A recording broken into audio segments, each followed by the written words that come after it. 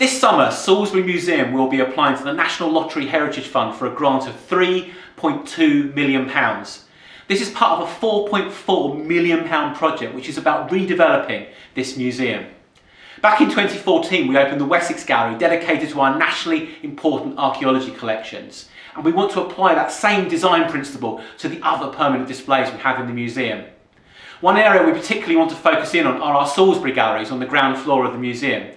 We want to re-display them to tell the story of Salisbury from 1220 all the way through to 2020, including fabulous objects like the Salisbury Giant and also our recently acquired Scout motor car. Up on the first floor of the building, we also wish to re-display our ceramics collections. In the room next door, we want to do a gallery which tells a potted history of Britain, looking at the history of ceramic making in this country from the earliest pots made in the Neolithic 6,000 years ago all the way through to the modern age. It unifies our decorative arts collections dating back to the 18th and 19th century with some of the earliest pottery that's been found in this country actually in the local area. So we're unifying both sort of fine arts, decorative arts and also archaeology. This room here is currently our Wedgwood collection display, and we want to integrate that collection into this story of pottery manufacture in the British Isles. This room will then become our natural history gallery. We've got amazing collections of taxidermy and also fossils tucked away behind the scenes. We want to bring those out on display to tell a story about how this area, this environment has changed over millions and millions of years. And of course, in more recent times, those changes have been caused by human intervention in the local and natural environment. And so we want to document that and show that through some of the collections that we've got. But let's go into the room next door and have a closer look at some of our ceramics collections.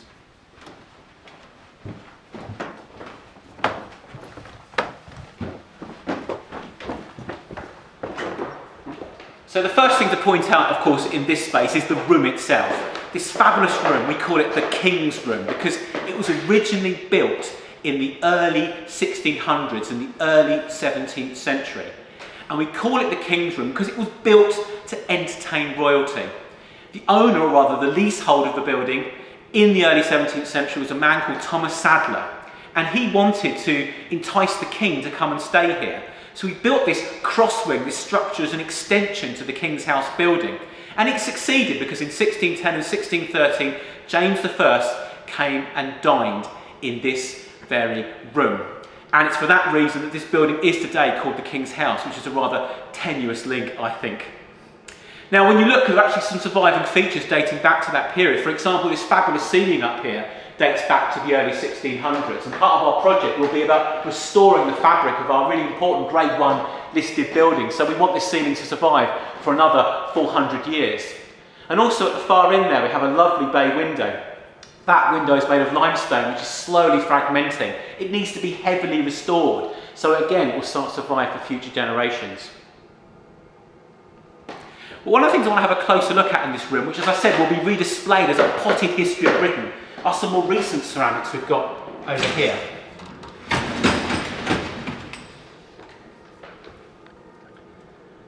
So this object here is called the Old Serum Kettle. It's an earthenware vessel with a glaze, or rather a slip on the surface, and it's a pitcher. It's got a handle at the top there and a little spout. And it was thought back in the 19th century that it came from Old Sarum and was in the museum's collections at that time and identified as such. And the museum formed a partnership with a local souvenir shop, stroke ceramic shop, called Watson's.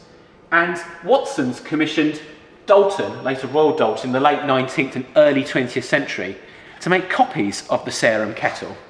So this is one example here, almost to the same size. This is a stoneware, as I say, made up in London, probably in Lambeth. And about 140,000 of these were made. And on some of them they put a monogram, which is that feature there. That is the monogram of John Hall, who was a medieval merchant in Salisbury who lived in the building that is today the lobby of the Odeon Cinema, a surviving medieval building.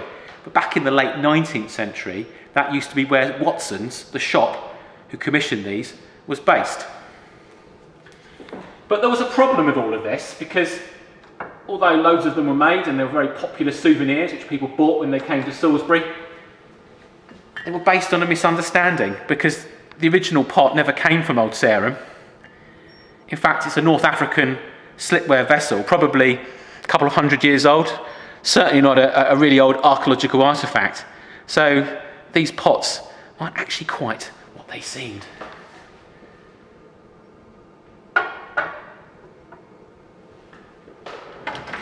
Another favourite pot is another replica of something that genuinely came from Old Sarum. It's this item here. This is a copy of a medieval pot, but as you can see, it looks like it's been stuck back together. But in fact, this is such an accurate copy. It's a copy of a restored pot. So this was made in the 19th or early 20th century, but based on a restored ceramic vessel. So it's bizarrely not trying to replicate what this object would have been like when it was new in medieval times, perhaps in the 13th century, but actually the copy of the museum artefacts. It's another example of one of these items produced in partnership with the museum. But my favourite item, in fact, is not a pottery vessel at all. It's this thing here. This is a vessel called a jack. It's a big leather vessel used to contain drink for a feast or a banquet. But what you'll notice on the front there has a royal crown and the initials C and R and the date 1646. The C and the R, of course, stand for Carolus or Charles Rex, King.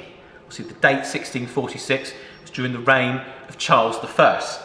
Now, it's been suggested that maybe this vessel was commissioned for a big banquet that Charles I attended in 1646. That is a possibility. Of course, the other possibility is the date itself is really important because it was in that year that Charles I surrendered to the parliamentary troops. He was captured. So this may well be an important vessel that commemorates, or rather shows support for the royalist cause in that monumental year. And of course he was executed just a few years later. Now, to go alongside that, of course, Watson's again produced a copy.